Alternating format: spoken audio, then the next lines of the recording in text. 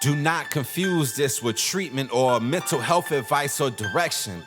Nothing on this podcast is made to supplement or supersede the relationship and direction of your mental health caretakers. Although David Kozlowski is a licensed marriage and family therapist, he is not functioning as a certified mental health professional in this environment. And same applies to any professional who may appear on the Light the Fight podcast. Hey everybody, welcome to another episode of Light the Fight. And as you can see, we have new wallpaper. We have a new building that we just bought for hundreds of thousands of pesos, which equals to about $50 on Amazon. Yes, I think it's deliciously beautiful wallpaper. We got a nice little logo with our new little Polynesian print logo of Light the Fight. If you've been following us on the YouTube or on our Instagram clips, you'll notice that we've changed our logo back in August. And I don't know if you like it. I like it. And not only have we made some changes with that, we have another little studio location so that we can separate the segments that we've been doing called OG Therapy. Thank you to all of our listeners for tuning into OG Therapy. And especially thank you for sharing our OG Therapy episodes, because we see how many people share the episodes. That's a good thing about the analytics and the algorithms. We can see how many people are sharing the episodes. And we've been noticing that you've been sharing them to a lot of men. And that was the point of OG Therapy, to have men see the episodes, also to have other counselors and relationship coaches or life coaches see the episodes, because heaven knows the men's needs it really bad. All the men's is out there needs the episodes. And all you women out there, I finally answer your calls after, seems like forever. You guys are like, could you do something to get my husband, who has a cinder block surgically implanted in front of his forehead that doesn't allow him to listen to me? And I would always say, well, yeah, I would like to do something for your husbands, but I never quite understood what exactly I should do. And then one day I had this idea, and so that's how OG Therapy came to light.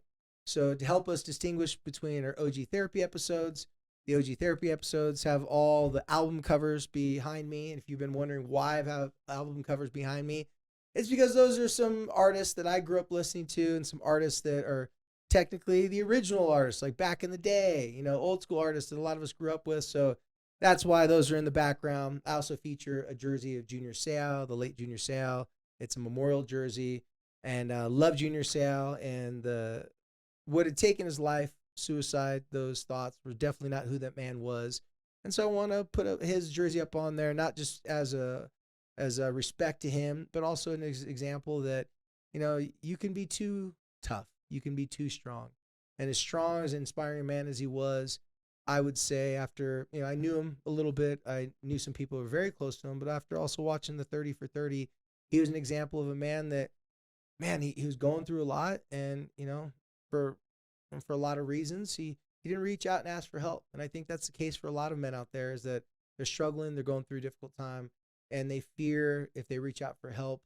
And I obviously don't know exactly what Junior Seau was thinking, but I know for a lot of men that I work with, the fear is if I open up, if I make myself vulnerable, that somehow, some way, that's going to be used against me. That's going to be a sign of weakness.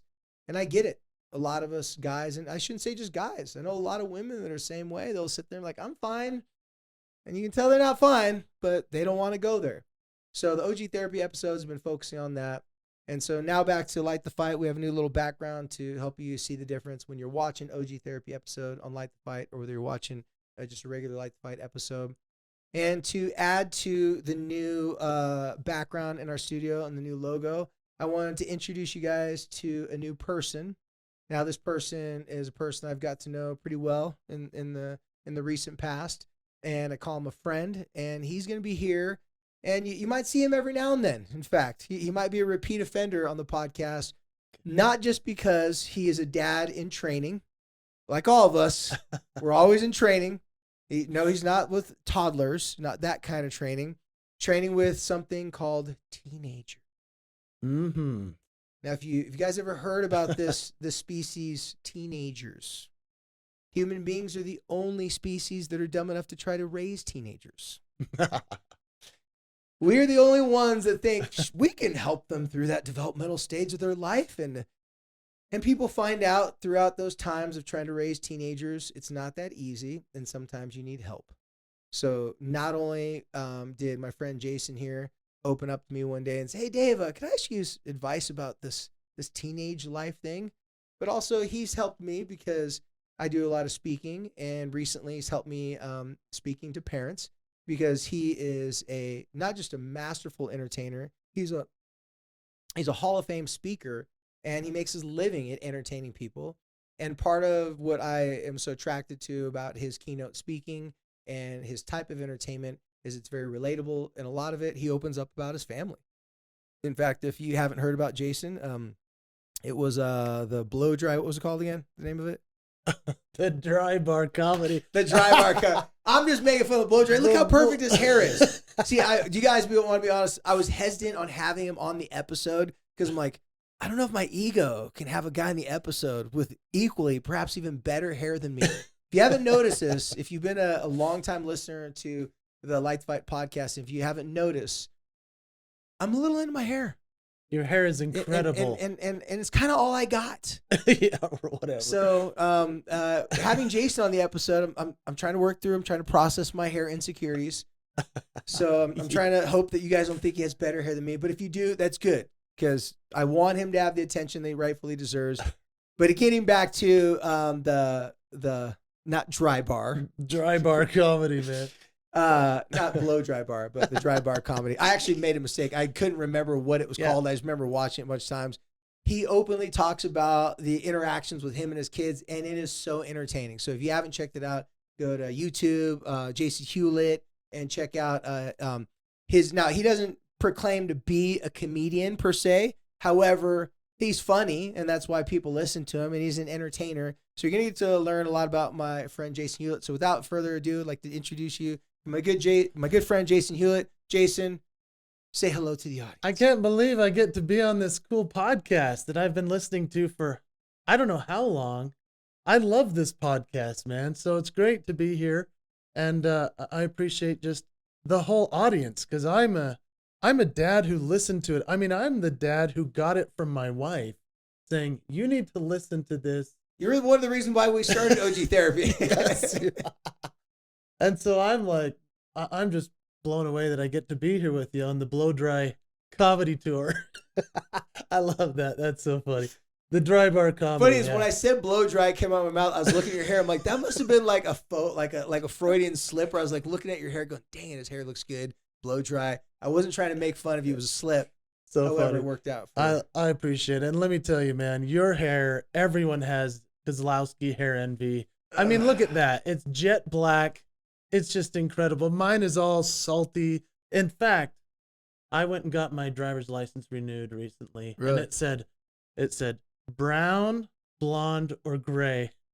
And I went, Yeah, check the gray box. gray. Oh, man. They should have a silver fox box. That would have been cool. I am a silver fox. There you go. Yeah. So anyway, it's cool to be here with you, man. This is so exciting. And I have so many questions for you. Oh, man. Yeah, well, let's go ahead and kick it off. And part of the reason why I wanted to have you on the podcast is, one, talking to the camera and talking to parents, I love fielding questions. And obviously, for all you guys listeners, please send in more questions. We don't have an actual official way of receiving questions right now. We'll come up with that in the future. We're working on some things. But for right now, you can shoot us some DMs and through Instagram. So if you don't follow us on Instagram, follow us on Instagram. Or you could send us an email. A lot of people send us questions through the email at lightthefight.com, lightthefight.com. Support at lightthefight.com. And so we can field your questions. And even though I enjoy fielding the questions, it's a whole lot easier when I'm talking to an actual real life parent that has teenagers. And so I want to talk to you a little bit about that because before the podcast started, I was saying, "Hey, what do you want to talk about?" You're like, "Oh, how much time do you have, Dave?" And so, Jason, much like how Heidi has been for so many years with us here in Light the Fight, Jason this week is going to play the role of our parent correspondent. Yeah. So I told Jason this week, he said, "Okay, what do you want to talk about? What should we talk about?" I'm like, "Well, Jason, just go to your house, tell your kids not to listen to you, ask other parents that have teenagers and see if their kids don't listen to them, and then come back and we'll have plenty to talk about." It's a good formula for sure. Lot of content. We're not going to run short on content. That's for No, sure. not at all. And the truth is, with it right now being the holidays and Christmas time and everything that's going on, it's really been interesting to watch not only my own children, but the kids that we are interacting with, because my kids are in sports and they have their friends and all the people that come around. And I'm just like, what's going on with kids in the middle of the holidays as the big break is about to come forth for school and stuff? And I'm thinking, these kids are having a hard time waking up for school. They're giving themselves an excuse every day to not have to go because they can do Zoom online if they want to, or they can just make up the assignments. And, in the old days when they were little, now so here's my breakdown of my kids. Yeah, give us a little origin story here. 17-year-old daughter, 15, 14, 12-year-old boys. So you're on the spectrum for sure. The spectrum of teen, man. Yeah. It's awesome. And so when they were little, I could easily just say, hey, Santa. Well, the Santa card. Dude, Santa will not give you anything. Like, you've got to show up and go to school or go to church with us or whatever the assignment was, right? And whatever we needed done. Man, Santa's awesome, but it's not working anymore. How do you get your kids to get up and go to school when they have every excuse from the teachers? Even the school gives us every reason to say, hey, it's easy to let them not be here. They can still make up for it.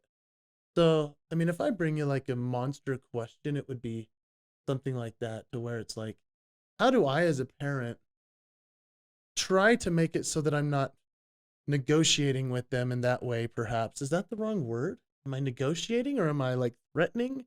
Or what is it? I probably listened to you too much, man. Well, no, Right? that's kind of the $1 million question. Yeah. That question keeps the lights on in my household. Okay. As long as people don't have the answer to that question, I'm able to pay a couple bills at least. Let's back it up a little bit though, because I think it's fair to say, and I know any teachers or any people that work in education would agree with this, is that schools are under the same issues that parents have. Totally. Especially after the pandemic. So let's take a little trip down memory road. Pandemic, roll out of bed or stay in bed. Right. Put the Zoom just so you can see the foreheads. Any teachers out there know what I'm talking about. That's right. Parents know what I'm talking about. It's like I'd get on Zoom and all of a sudden I'd see like you got 7 or 8 kids like, hi, how you doing? 4 kids, I don't have my camera doesn't work.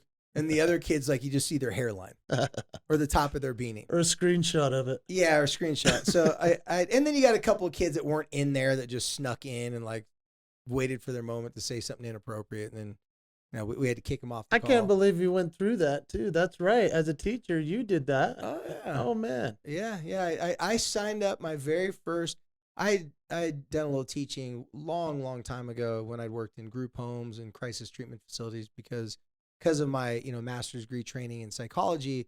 They'd give you like a temporary teaching because really teaching in those places were like, are you capable of dodging a punch and tackling someone and teaching math at the same time?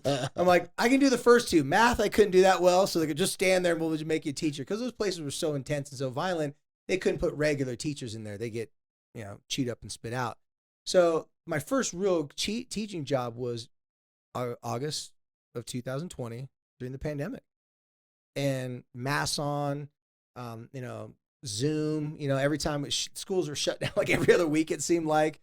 And then, so every time they went through a shutdown, we have to be on Zoom and stuff. So basically what happened was schools and teachers, much like parents, we just kind of had to put our hands up for a little bit and just do whatever we could do.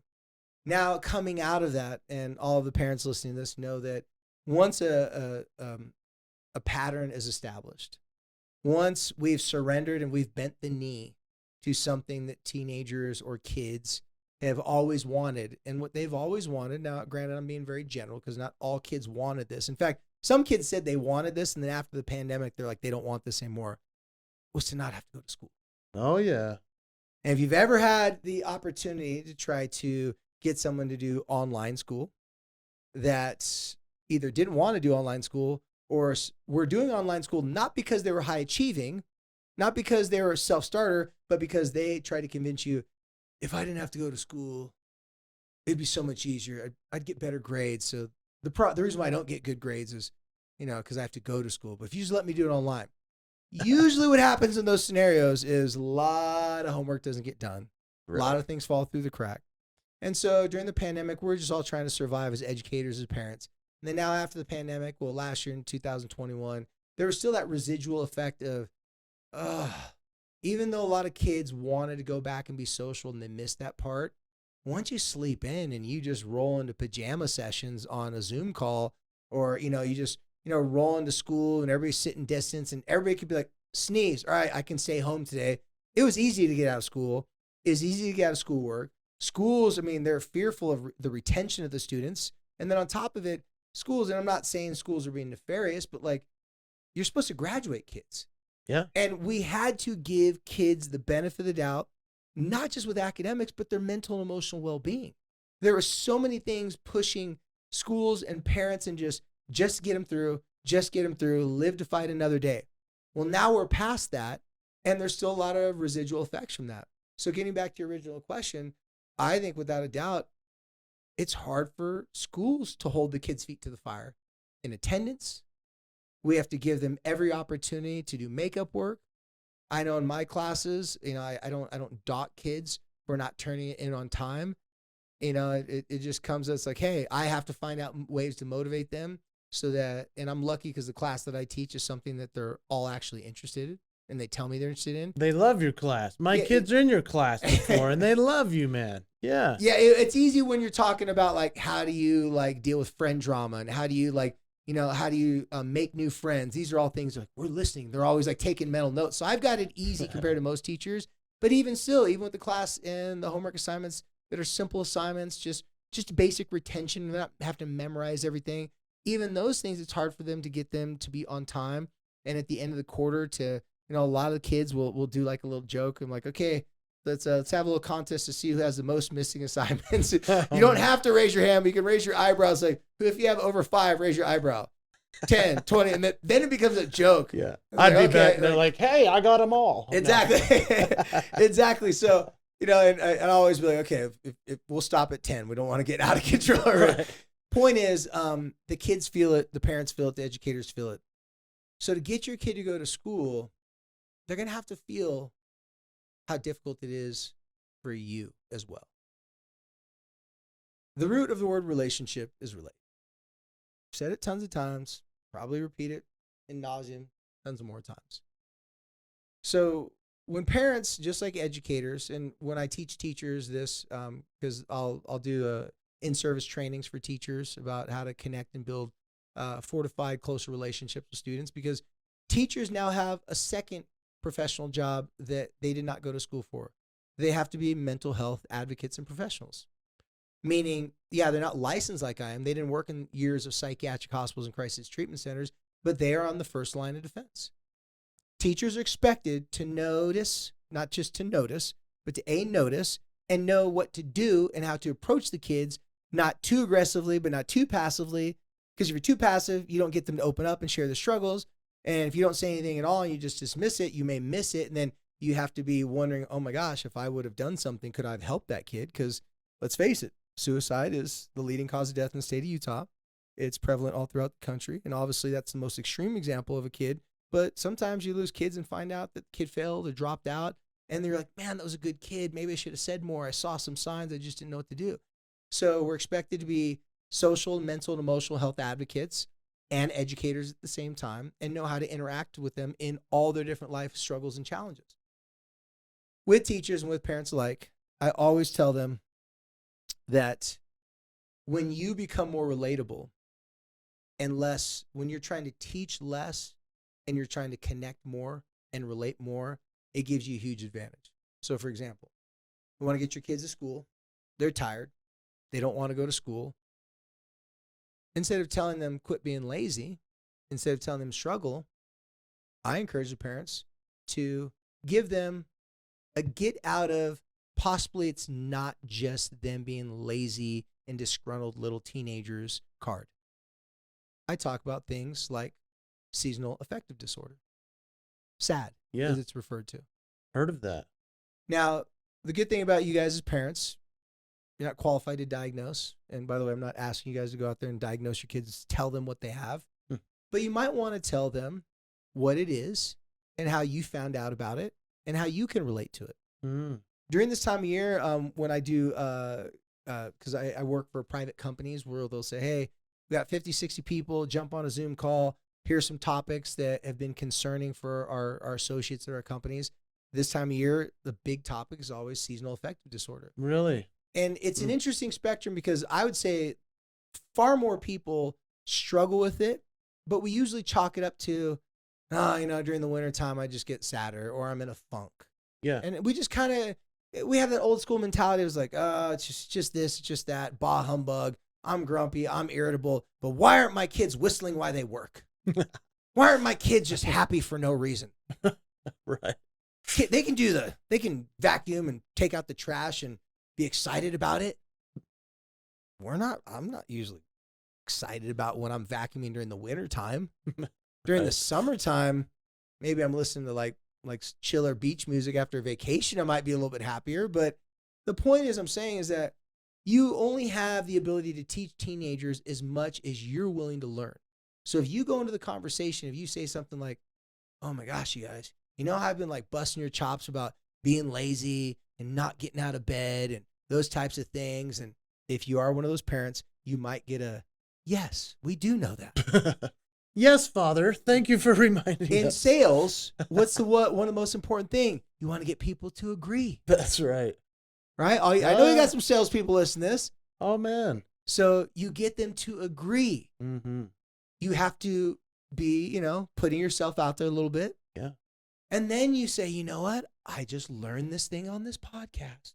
Or if you're always preaching your kids about podcasts, don't say you learned it from a podcast. Just say someone told you that you might be struggling with this. Yeah. And then then you tell them, you realize that, oh my gosh, I might be struggling with this. But if I'm struggling with this, maybe my kids are struggling with this too. Yeah. And then explain to them, by the way, I'm not going to give a full explanation of what it is and all the signs and symptoms for it. But if you know what the signs and symptoms are of depression, pretty much the same thing. Really? Okay. And it's there's no specific, like you do X, Y, and Z and you will get over it. But there's a lot of ways that you can manage the effects of it. Some of the ways are lots of vitamin D. Getting specific things called light therapy you can get on Amazon and lots of local stores and stuff like that. And it's a specific type of UV light that mimics the sun, that helps your body get the type of energy it needs that the sun would provide for it, that you get less of during the wintertime. Like that you would buy and put in the lamp or what? It is a lamp. It is a lamp. It is a lamp. Yeah. And you put it inside your room. There's a lot of neuropsychologists out there, neuroscientists out there that give suggestions. If there's sun outside, you got to go outside. Yeah. Try to go outside actually without sunglasses on.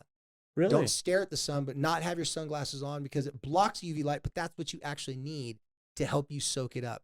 Go on walks. They would say a walk during seasonal depressive time. By the way, if you struggle with depression already, this is just going to kick it up another notch. If you do not have depression already, this can actually give you the symptoms of depression. If you are in a high mountain range area, the Rocky Mountains, Utah, Colorado, any part of the United States, you're even going to have a higher propensity to have these types of issues because they've had a connection in our brain with high altitude, creating more depressive, more anxiety, but specifically more depressive and leading potentially to more suicidal thoughts. Man. So we got the double whammy here. Wow. Not a lot of sunlight. People in Washington, Oregon, those types of areas struggle with this as well. So educate yourself on this, but have a conversation with your kids like, hey, we're partners in this. You're struggling. And the reason why I'm getting mad at you with your struggles because I'm grumpy because apparently I'm depressed too. Oh, man. Right? Now, I wouldn't suggest saying it like that, but divulge it like, hey, I may be struggling with the same thing. Yeah. I may just be faking it in front of you. I may get to my work or get on the calls and be a little grumpster. I may be a little disgruntled employee myself. Having that commonality, find something you guys can relate to. Then it turns the conversation into, I'm not trying to teach you something. I'm trying to recognize what I can learn from my own hypocrisy. Mm-hmm. Because one of the greatest sayings I've I've ever heard. I've heard a lot of great ones, but it goes something like this. Hypocrisy has no bounds. It can come for all of us. Now, teenagers, that's the odd thing about teenagers, younger kids, specifically preteens, is that they're not familiar with just typical hypocrisy. Yeah. As adults, it's commonplace. You ask someone, hey, why were you late? And they're like, oh, well, I got traffic. And you can totally tell their line. You're like, yeah, okay. And he goes, oh, yeah, it's really bad. Okay, so we get to work now. Okay, you just kind of keep it going. Teenagers, when they first learn what hypocrisy is, they're like, oh, it's a whole new world. All of a sudden now they're like, oh my gosh, my parents aren't perfect. Right. They've been lying to me. They have issues with the same thing that they want me to be good at, but they struggle with that too. And then they go, now I don't have to do what they want me to do. So if you show up late to pick up your teenager for 15 minutes when they had a planned hangout with their friends, in their minds, like, you were late to pick me up, which disrupted my fun. I was late to hang out with my friends, so therefore I don't have to do my homework when you want me to do it.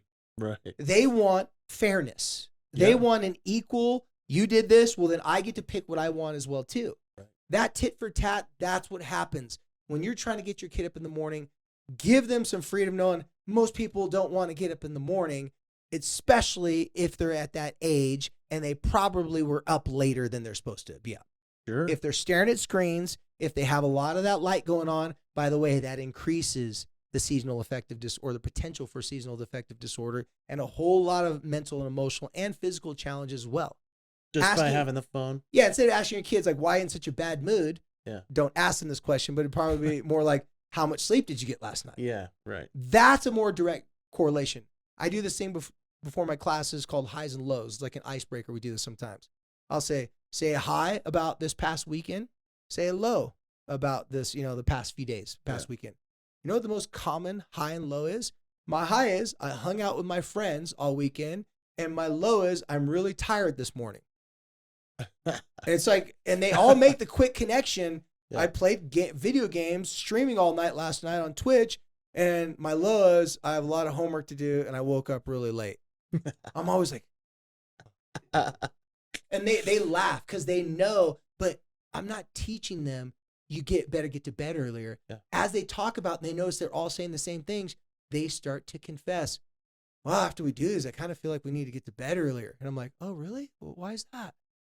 So that's a type of teaching that's a partnership teaching. Now, I know I went off on a long tangent, but what are your thoughts on that? No, I mean, it's so helpful. And, I appreciate the perspective coming for the educator, for the school system, and the perspective for the parent as well.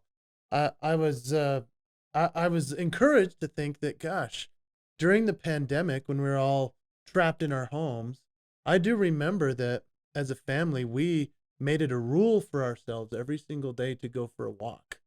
That was like our way of getting through that time when everything was shuttered down, right? So real quick, why was that such an important thing? Because that's a very simple thing. Oh, it was so simple. But what would happen if you didn't? If we didn't, everybody was mad, and especially me. I mean, I was grouchy, grumpy, angry anyway. And so I'd say, guys, we're going out on a walk. And they were like, I don't want to get out of bed. And I'd say, we have to get out by 3 every single day, by 3 p.m. And that was our walk we did. And it changed the way that we survived through that time. Very interesting. So that was the SAD, that's what you call it? It's the acronym for it. It's one of the few acronyms in mental health that's spot on. Spot on. SAD is seasonal affective disorder. Seasonal affective disorder. So with that, and knowing that, sometimes we fall into doing something right. Yeah. On accident. Yeah. And that was something that we've done in terms of what you're saying with, like, not guilting them and, and having more of a relatable conversation around how hard it is, to get up and to do that thing. That's actually also what the conversation has become in our home of recent as well. I think everybody's a little sick, actually sick. I think it's going around. Yeah, my voice is still struggling. Your voice, my voice. I think everybody's going through this crazy thing right now, and it's right before the Christmas break. And so as we're all trying to be forgiving of one another, loving of each other, and at the same time not judgmental, it's been a weird time as a parent I mean, it always is a weird time as a Yeah. parent for teens, right? But it's been a really weird time as a parent. And with the kids that come over and we find out, because usually our kids have a hard time even getting up out of bed, and we're grateful that they're going to school. But it's interesting when the kids come over later in the afternoon to be like, hey, what are you guys doing? We're like, hey, how was school today? And they're like, oh, I didn't go to school. It's like, it seems like everywhere we go, there are kids that are doing this. And so we're thinking, well, what are we doing wrong or what's going right? And are we doing okay? I think a lot of parents are surrendering. Really? Maybe not every day, maybe not every week, but slowly, one battle and defeat at a time. I don't think it's absurd to think that if people out there listening to this resonate with what I'm talking about with sad, maybe the owners of the family business are a little sad too. Yeah. If it's coming for your kids, if you're sick, if you have holiday stress, and I mean, it's the expectation to be happy during the holidays makes holidays sometimes very difficult to be happy. And then you add on top of that loss of loved ones, loss of employment. There's many people I know right now that this is the first Christmas they're going without a significant person in their life because of a loss of a loved one. Right. And the person could be alive, but it could be a divorce. It could be a custody situation. The first Christmas where you don't have your kids waking up with you. And if you tell me that that's not going to mess with your head, yeah, that's absurd. You'd have to be from a different planet for that not to get inside you and work. It's just horrible, like Gollum, like, yeah, that Schmeagol, like, yeah. You know, it's like, it's just going to just get inside you and just, and if it's going to come out sideways. You could be grumpy. You could be depressed. You could be, you know, it could be like, we're going to have fun today whether you like it or not. Like, you know, we're going on a walk, damn it. Like, you know, and everybody's like, that sounds like a lot of fun. We're playing a board game. You know, all those things, the best intentions. Yep. Kids talk about, and we had different terminology for it when we grew up, but kids talk about right now, you know, the vibe, like what the vibe is. Yeah. And if the vibe is at a frequency, if it that's coming at your kids like a death metal from the 80s, like, exactly. Yeah. They're probably not going to be whistling while they work. They're probably not going to be like, yes, Daddy, I wanted to do my chores today. I go to school. Like, that's probably not going to happen in that process. We as parents, as difficult as may be, if we don't realize what's weighing on us, what's bringing us down, and if we don't talk to them about it, like they're our equal and they're our partners before 5:30 or 6 in the morning when trying to wake them up, yeah, the odds are going to be against us. If you have a conversation like I'm suggesting the night before, and then you ask them permission, hey, do I have your permission in the morning to wake you up, even if you're grumpy, this and that. And if you give me permission, then I'll give myself permission not to take it so personal. That's so cool. I think that's probably a major hack that we can implement, because obviously we're usually like, okay, we'll do this in the morning, and then that's the next morning. It's like that's when we're trying to have some kind of lecture or conversation. Their brains can't handle it. My brain can't handle it. I'm already upset.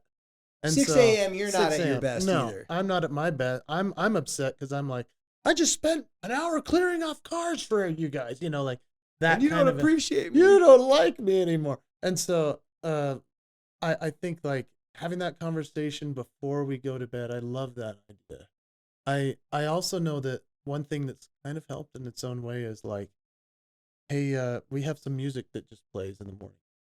Upbeat, fun music, Yeah. You know? I mean, we've tried the soft, you know, I don't know, meditation room type music. And hype music. And then you need, like, we literally turn on Earth, Wind, and Fire. We're like, let's groove tonight. You know, we're like, and that actually helps pump them up a little bit. It pumps us up, you know? Absolutely. So those things help. The early morning playlist, that's always very effective. Yeah. To get that going. I mean, it takes a little while to hypnotize them, to kind of get them going. And you know, what you said is really important, because if you recognize that your energy and your vibration and your frequency is way off, then it's completely unrealistic expectations to expect that your intense energy is going to somehow create them to want to be up and moving and going. It's going to actually create more resistance. It's going to create more confrontation in the relationship. And it doesn't do you any favors for your relationship, but also, too, it doesn't make you relatable. Yeah, no, that's the word, is relatable. Because when I go in and I throw the curtains open and I'm like, it's a lovely day. Oh, what a beautiful morning. They're like, shut up. You know? Yeah, that's a little too much. Like, you started out at a 10 where you need to start it out as a 2. You know, just a little thing here for those helping. I got a daughter. She's in 7th grade. You know, she's junior high, and we all know how special the junior high time is. Good day. Preteens are definitely the most interesting version of Yes, teens. they are. They're not smart enough to realize when they're stupid, that's for sure. And they don't realize that their requests are very self-centered sometimes. Oh, yeah. And I'm not, saying that my daughter is horrible in the morning, but I'll get up a few minutes earlier. Like, she's supposed to get up at, by 6:15, but late at 6:30, right? And if I get up there early enough, 6:10, I'll just sit up there and I'll just, rub her back for a second. I'll turn on the closet light. I don't pull open the curtains and just like shock factor it. My dad, when I was a kid, he used to wake me up like this. Wake up, wake up. He'd slap your forehead. Wake up, wake up, Oh, wake dude, up. that's horrible. Yeah. I'm laughing because it hurt. Because you've heard the Chinese water torture. He called it the Polish hand torture. Oh, my God. And he thought it was funny. I never did. Oh. And so when I woke up, I woke up, like just flexing, right? So I just rubbed my daughter's back for a little bit, and I'll just say some funny stuff, like our little inside jokes, whatever. But the ultimate is I have the dog come jump in her bed. Dude, that's right. Oh, Sancho, come on. Call him in there. He comes, jumps up, and he starts licking her toes, and she's like, ah. She's like, ah. So, I mean, it might take a couple minutes. But that way for her to start her day, I'm like, oh, my gosh, my life would have been different if my day started with an amazing dog. My dad just kind of like, hey, but like rubbing her arm, like, hey, what's up? Saying my little funny, like little names I call her. It's not over the top. Like the porridge isn't too hot. It's not too cold. It's just right in the middle. And then the music on top of it. We have music going in our household too. Thanks to my wife. My wife's a workout person, so she's always got the workout music going on. And next thing you know, the kids are up and going. And yeah, are they tired? But do they forget that being tired, or no, that they don't know that being tired means you have to be upset or frustrated. Yeah. You don't have to be tired and frustrated. You can be tired and excited, right? You could be going on a big trip and you're like super tired in the morning, but you're packing up the car because you know where you're going is worth getting up early in the morning. Right. Oh, my head red right now. That head thing, I think you should do that too, daughter, just to change things up. No. I'm just messing. My dog would bite me if I hit my daughter off. My dog is very protective of her, and if he bit me, I'd be in big trouble. He's got some strong jaws. Now, how your life changes if your dad wakes you up the way you wake up your kid. Isn't that interesting? Yeah. Would have changed quite a bit. Absolutely. And so that's cool to be able to hear the way that you're raised and that you're like, that's not what I want. I know how I can change it and fix it with my own life. And I'll tell you what, that dog idea, that is one of the best ever. We do the same with our kids and stick the dog on them. Yeah. It's an unfair advantage. It is totally awesome. Yeah. Use that advantage. The dog didn't do anything to him. Dogs. Oh, yeah. He's all excited. Dog's excited. Like, let's play. Exactly. Oh, man, this is helpful. Well, yeah, I feel like I can, I don't want to sound too corny, but like light the fight moving into the next couple of weeks. Like this is really helpful to know how I can do that. So having those conversations before bed, bringing it in a personable way with the kid, talking to them, relating with them, all of this is so helpful. And appreciate it. And the less of a hypocrite we are, the more effective this approach will be. You'll stay in the pocket and you won't be as easily frustrated with your kid if you get up a few minutes early. You deal with your own grumpiness. If you're the person who needs to grab a bite to eat, glass of water, cup of coffee, whatever your morning routine is, get that going and then attempt to get your kids going. Totally. Because if you get because you hit the snooze button 4 or 5 times, now they need to make you feel like you're a better parent because you messed up. Yeah. It's not their job to make us feel like we're not a bad parent. It's our job to just trim those little bits of fat so that we can be as clean and just as lean as possible, because we don't want to start off our day bad, and nothing's going to start off our day worse than have a bad interaction with our kid. Totally. So we give ourselves a little bit of time to get up, listen to our playlist, get a drink of water, whatever it may be. And then when we go and we wake them up, we have a moment, just kind of sit there, take some time. Oh, give me 5 more minutes. Okay. I tell you what, I'll give you 5 more minutes. But when I come back, if you don't wake up, do I have your permission to start singing annoying music that you don't like? I'm going to play my playlist next time I come back. You don't have to baby and coddle your kids. Yeah. You can turn up the heat a little bit on them, but you want to start out really mellow and slow. Give the whole process about 5 to 15 minutes max. It's not about how, like, obviously they want to get to school on time, right? Yeah. But it's about how they get to school just as much as when they get to school.